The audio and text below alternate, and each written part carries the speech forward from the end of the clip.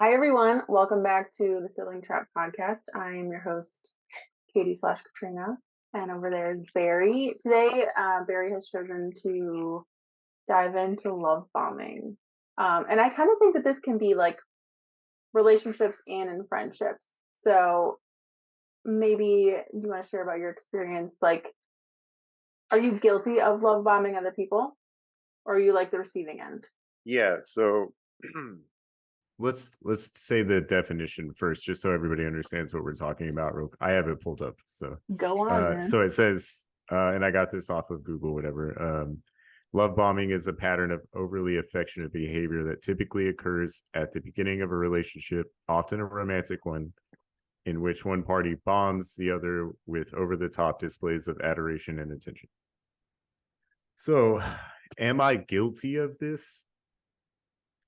I mean, to an extent, yeah. I mean, I have to be honest.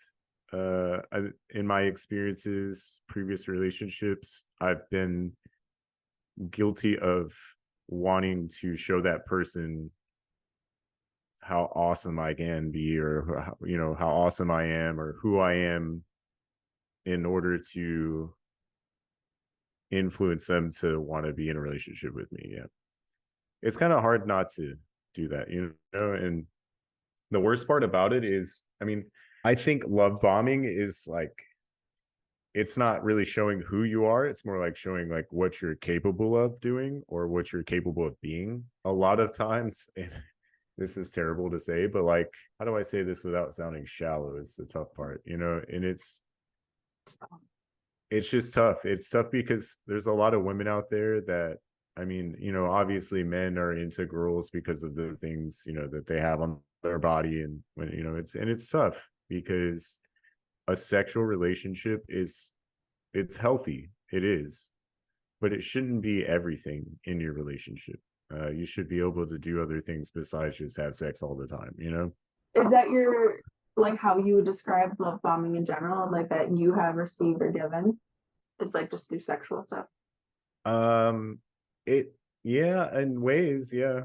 I mean, I'm guilty of it. Everybody, I feel like everybody might be in that sense. A lot of other ways to love bomb is like to buy gifts, and I feel Mhm. like I don't know, man. It's like I said, this is a really tough topic to talk about because it's like, well, where's the line? Where do you draw the line? Like, if I buy a girl a nice necklace or something before we're like actually committed, is that love bombing or is that being generous? Because and like I said, it's tough to draw the line. Like, where does it actually become an issue? Or like with sex, I mean, you want to have sex with your partner. I mean, that's something every adult wants to do. But like, if that's all you want to do every time you hang out with that person, then I mean, maybe that's sexual love bombing. And it's kind of tough to describe. But like, I mean, in my previous relationships, it's been like, and it's not just me. The other person has wanted me to have sex with them, like, and every time we met or hung out, or when we would drink or whatever, and I mean, it was just kind of like that. And like sending nudes, that's another thing. Like, I usually don't ask for stuff like that, but like, in my experiences, I've had them just like pop a nude into my inbox, and I'm like, oh, okay, wow, Mhm. wow, thank you for that. Like, what do you say, as from a guy? And I'm sure a lot of guys out there are listening right now and they're like, what the hell, this guy is complaining about getting nudes. And it's like, Joe, I'm not complaining, I'm just saying, like, if it's not, and I think it's all about delivery and intention. Like, if you're sending nudes because you're trying to, like, sneak this person into a relationship with you so you can make them simp for you or whatever, and be tied to you, then yeah, then maybe those nudes are kind of bad behavior. But it's tough. It's tough to draw the line, like I said. What do you think? So I have like a little bit of a different perspective because I am a fan. There's two folds here. I'm a fan of big grand gestures, right? And gifts are the way that I show my love. So at the beginning of my past relationship. Like, we started dating in March, and then like that first Christmas together, like I went all out because like a I love to like give people gifts, right? It's like my favorite thing to do, and then also like I love to give gifts that I know that they want. So it's like another way of grand gesture, right? And then it's like for their Right. birthday, like what do I do? I remember it was his birthday, and I was walking down the street in New York City with like I don't remember how many years he was turning. It was probably like 26 or something. 26 red balloons down the sidewalk in New York City, like because they were just like that was my grand gesture. That was my way of showing him like I am all in. Like this is my thing. Like I am here to support you and celebrate you. So I've never thought of it though, like in a sexual way. It's always been like a grand gesture gift, like, maybe it's like little love notes or something like that, where it's like you're portraying the version of you that you want to be in the relationship, but it's not something that's sustainable because like it burns out, let's be real. And Yeah. it'd be It, overwhelming, like suffocating. it is. Yeah. But so you got to talk about what's your love language then, and if that identifies who you are, then does that constitute as love bombing? Because your love language is giving gifts. My Yeah. love language is touch. Like I like being touched. And like, Hmm. I mean, we can tie into that post that I shared with you before the session. I miss holding hands with somebody. I do. It's tough. It really does break my heart because that's part of my love language. I mean, it's one of those things that it's just really hard to forget as part of my being, and I don't get that kind of affection anymore. And that I don't think that's love bombing if you're like holding hands with your partner. I feel like that's kind of a normal thing to do, but like if it's like you're always touching somebody, in identifying early on in the relationship, hey, his love language is touching, you know. If that person, so like a former significant other of mine would constantly like drape her leg over my leg, and I mean, that's touching me. So like that in my book, that was worth the time and effort, and just constantly touching me in ways like while we're just hanging out or sitting on the couch or while we're driving the car or whatever, holding hands. Like I miss that. I do. And now that I see it, like that might be a form of love bombing because everybody needs their space, and like that person never really gave me a whole lot of space at the beginning of the relationship, Yeah. and then like further into the relationship constantly took that away from me. Like As a you form of see the punishment. difference. Yeah. Hmm. And it's like, and it talks about the love bombing thing that I saw. It talks about how like narcissism that ties into love bombing is like narcissists use love bombing as a tool to get you to fall for them, and then whenever they have control over you, they start taking that love bombing out. Like they take away those things that they use to love bomb you with, and then it's like like your dopamine levels go up, so it's like a chemical imbalance in your body. Yeah. So like the love bombing causes this rush of dopamine, and then you're like super excited and super happy all the time, and then they bring you down by taking those away, and so like your cortisol level goes up. So like there's just like this huge chemical imbalance, and you're just like, why is this happening? And you don't really understand because you're just Yeah. human, and we don't really understand those levels. So it's tough. As a friend, I find that I really take the opportunity to like show people that how much they mean to me, like through gifts and through words and all that. And like I can see how that might like come off as like disingenuous, but like I think it's just taking the opportunities when they present themselves to be like, I really appreciate you. I'm like, I'm gonna go out of my way a little bit to just show you that because not a lot of people do and like do it from their heart. So it goes back to what you said. It's like all about intention. Like, what is your intention through this? Like, if someone unconditionally loves you, like you know that your gift isn't going to sway them. So I don't really think that, yeah, that's Counts. one Yeah, differential. it's tough. With friendship, I feel like, I mean, love bombing people into being your friends is kind of like the popularity contest from high school, right? Like Right. it's like, ooh, you want to be friends with everybody, so like, you do these things, but there's like select people that you're like, these are my people, and Hmm. I feel like being a good friend is like always being there for your people, so that's not really love bombing in my book, when you go out of your way for your people, because like you should have friends like that. Yeah. And that's just like a definition of a good friend in my book, is like, if somebody called me randomly in the middle of the night saying, hey, I don't feel really good, and I just want to talk to somebody, like, of course I'm going to answer the phone, I'm going to talk to them, because that could change their life, that could be a moment, a defining moment that could potentially be bad. And I wouldn't want to be the guy that gets the phone call, doesn't answer, and then later on I hear like a friend committed suicide, and it's really close to my heart, because I have a lot of friends and people that I've spent time with that have taken that path, and it's really hurtful, to know that maybe I could have helped the Mhm. situation. But that's tough to think about. But Yeah. love So bombing, just, I feel like when it comes to friendship, might be more like constantly hanging out with somebody. And I've had friends like that too, that are mm, like constantly wanting to hang out like all the time. a Like bit I much. I used to work at this t-shirt marketing company, or a t-shirt apparel company. And I have like the specific person in mind. When I hired him, because I interviewed him and hired him, he didn't really have a lot of friends. So he was always like, hey man, come over to my apartment, and at the time I had my own place, but like I was bored all the time, and like when we get off of work, he'd be like, hey, come over, let's get dinner together, let's play video games together, let's hang out, let's and it was like every day. Yeah. And I was thankful for it, because I didn't really have a lot of friends at that point in my life. And Hmm. we were very close.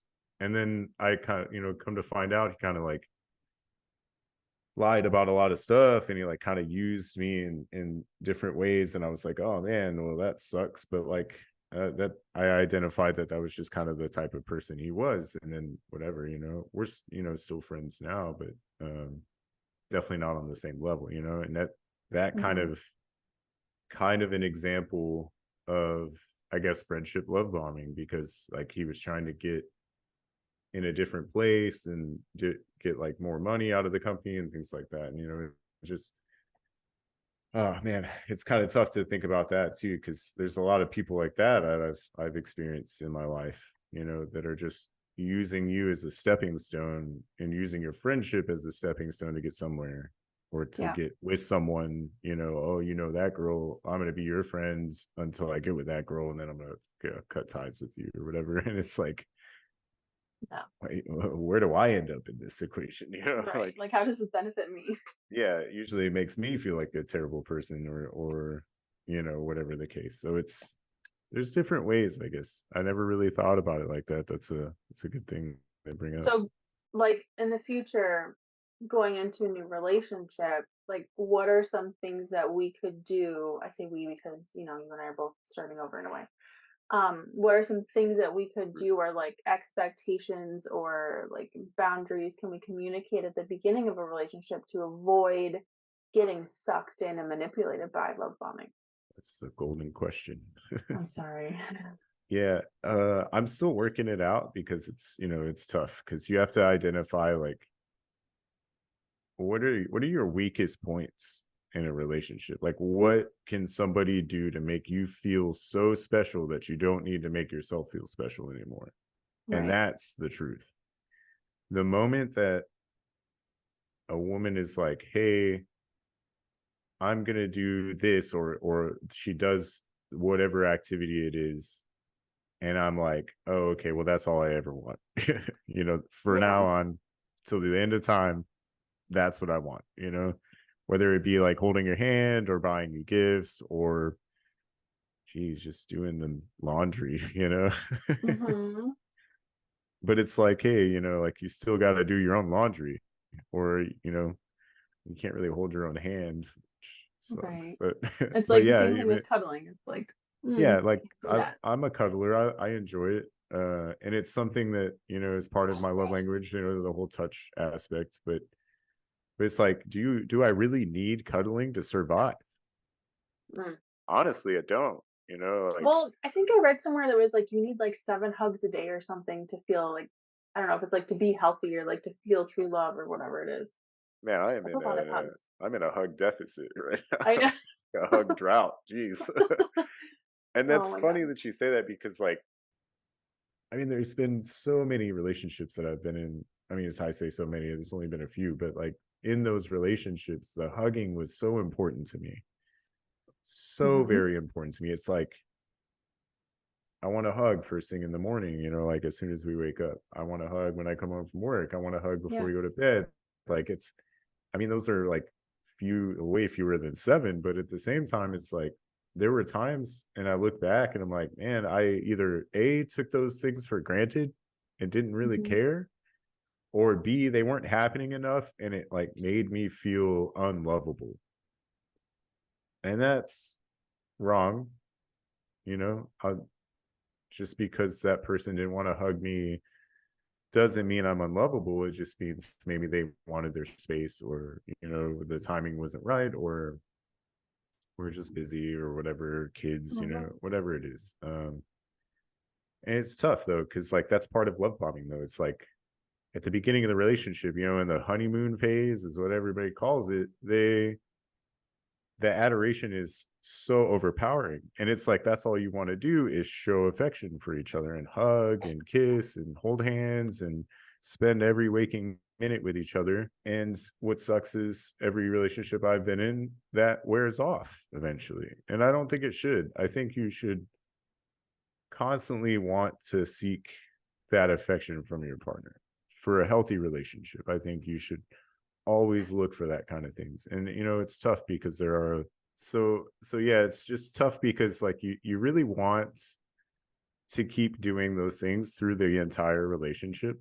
I mean, you look at like the older people that have been together for 20, 30 years, that are celebrating those like huge milestones in life, and you're like, well, how do they do it? And they look at each other and you can just tell that they never fell out of that honeymoon phase, and they're Yeah. always like, they're like so in love. You can tell that they like holding hands or they like hugging their person, and it's like, man, how do you experience that? Or maybe I just haven't experienced that yet. I don't know, but Yeah. what do you think? So I heard something the other day where it was like they were saying if you get married in your 20s, like your early 20s, like I got married when I was 24, I think. If you get married in your 20s, like the person that you're married to in your 30s is a completely different person. And I was like, damn, Right. that feels so true. So, I think that a Yeah. lot of times it's like you meet later on in life and like you know what you want, you know what didn't work out, like whether you're divorced or whatever. But I think that it's going to be so uncomfortable, but I think that at least for me, I know that I would, moving forward, have to be very disciplined and very self-aware. Like, listen, I feel myself starting to like go into this whirlwind sinkhole, and we need to just slow it down a little bit because it's not sustainable and like it's just not healthy. So it's like, Right. but it's so hard though because it's like it feels good to like lean into that and like just experience it full throttle, but like damn, it's just not worth it sometimes. Yeah, and that's tough because I mean, when you say slow down, like how what do you mean I by know. slow down? Like don't talk for days on end. If you do that, then you're like there's a whole like disassociation, disconnection that could happen. And it's like, oh, Yeah.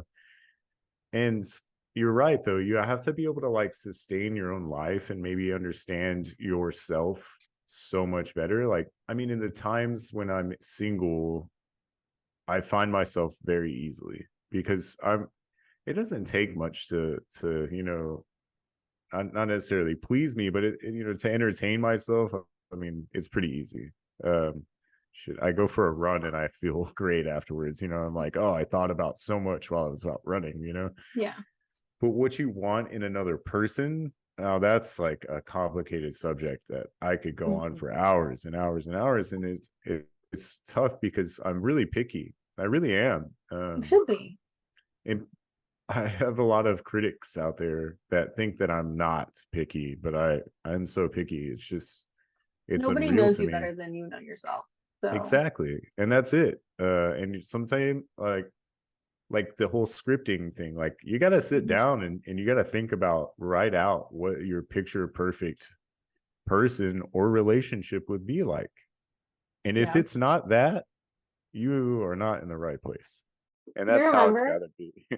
Do you remember, like right after it was decided that I would be getting a divorce, I wrote down all of the qualities that I wanted that were deal breakers for me, like in a next relationship, because I could look back and be like, Yeah. nope, this is how it's got to be. Because you're almost like making a promise to yourself. It's like, if the next person doesn't hit at least most of these, then don't entertain it. It's Yeah. not worth it. You're settling at that point. Yeah. And it's tough to be so judgmental. It feels judgmental, but it's honestly it's the best for you, because what ends up happening is you'll waste all that time Yeah. with that person trying to figure them out, when all along you've known, okay, well, this one wasn't a good thing, this isn't a good thing. And Or thinking you can change them because you're not going or to change yeah, anyone. yeah, you're not. And honestly, like, people will change even from what you initially react to. Like the first couple years might be a certain way and everything might be great, and then boom, you lose your job, and then you have some financial struggle, and it's like really put your feet in the fire, and Yeah. the other person Finances might are a be big clawing thing. at the door. Yeah, and it's Mhm. finances are huge, like, because I mean, we live in 2023, everything is just getting more and more expensive, and Yeah. it's and like, honestly, like, I've struggled a lot financially because of, like, I don't really know where I belong career wise, and it's been tough for me. I've finally found like a job career that's stable, that has like benefits and stuff like that, and I'm so happy and so excited to be in it. I feel like even through that though, even through like a financial instability or a career change, like, your significant other should be there to support you, not to harm you, like, not to hurt you and Or to and judge put you you. down. Yeah, and tell you, oh, well, like, what are you doing, or have you found a job today? And it's like, I Yeah. applied, but it's tough, because you want the person, or you should want the person that you love to succeed, and you Hmm. should be there to help them succeed, and and sometimes giving them tough love is part of that, and I understand that, and I reflect on that. The issue is this, like, and from my experiences, when a significant other needed to find a new job, I would, try to help them find a new job, or I'd be like, or I'd give them options and Yep. say, hey, well, what about this? Or like, I would talk to other people at other places and be like, hey, my girl's looking for a new job. Like, do you all have any openings? Like, I 'Cause would you're a go out of team. my way. Yeah, I would go out of my way to help that person, and from Yeah. my experience, a lot of times, those significant others didn't do that for me. They just expected me to do it myself. And it's like, yo, Same, bro. Same. I'm like, yo, like, that's tough, Yeah. because I'm trying, and You feel if you very don't, alone. exactly. And if you Yeah. don't see that I'm trying, and if you're not there to try and help me, then, like, we're working against each other at that Yeah. point. And that's so That's not it. so unhealthy. It's just not, and it is very singling. Like, it's like, yo, like, I might as well just do this on my own, and like just be on my own and stop paying for all this shit that I'm paying for when it comes to all of us, and Yeah. in the equation. And it's like, even though I don't have work, I'm still here to provide. And that's a really tough thing too for men, because yeah, like, if you're not providing, that other person's going to look at you in a different way, because they expect you to provide.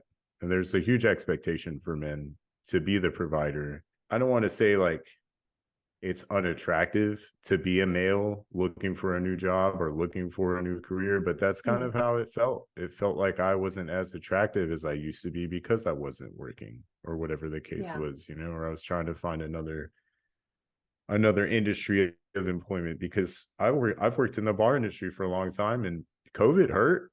It really did. It hurt Hmm. a lot of bartenders. It hurt a lot of restaurant managers and bar managers.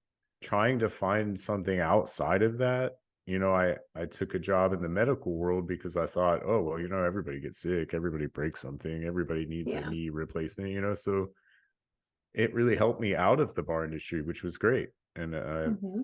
as much as I hated my job every day, I still, wasn't slinging drinks at a bar for, $2 or whatever, where the Yeah. drunk, unruly customers were just so unappreciative of the hard work I was putting in because anybody can make drinks, right? So, and it was just tough. It was a tough time, but yeah, very That's singling Yeah, moment. there's so many more up like we could totally dive into like 3, 4 things that we just said in a whole nother episode. Um, but I'm curious, like if you guys have experienced love bombing or if you're the one that does the love bombing, like going into a new chapter of life, like what would you do differently? Like what, non-negotiables would you have with yourself or with the person that you might potentially, get into a relationship with or get into a friendship with? Like how can you set yourself up for success for a sustainable, Yeah. I don't know. Definitely interested in feedback. Like, I know that, I mean, there's a lot of people out there that will say, oh, I never love bomb, but like, it's definitely a thing. You do it. You either don't notice you're doing it or it's just that natural to you. I Yeah. admit it. I've done it before. It's tough. It's tough not to do because you care about Mhm. that person. You really want them in your life. So you're going to do whatever you can. So Maybe my goal is just to love bomb every day so it can be consistent, but like in a different way. Like, how can I love bomb someone like in today? a healthy love bombing, how do I do this healthy? Micro dosing. Like, it's gotta be, there's a way. I'm determined. But anyway, Um, I think that's about it for today, guys. I think we're done about wrapping it yeah, up, you know. it's a Let short episode today. Because Barry's gonna go run is it a full, it's a half marathon? Yeah, I got a half marathon this coming weekend in Santa Yay! Barbara, California. I'm super excited about it.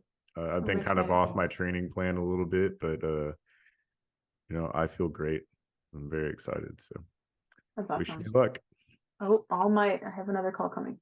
All Okay. right. Well, thanks so much for listening, everyone. Stay tuned for next week's episode and please rate and review and follow us on the Instagram at the Sibling Trap. That's all. See ya. Thanks for being here. I love you. And I can't wait to hear how it goes.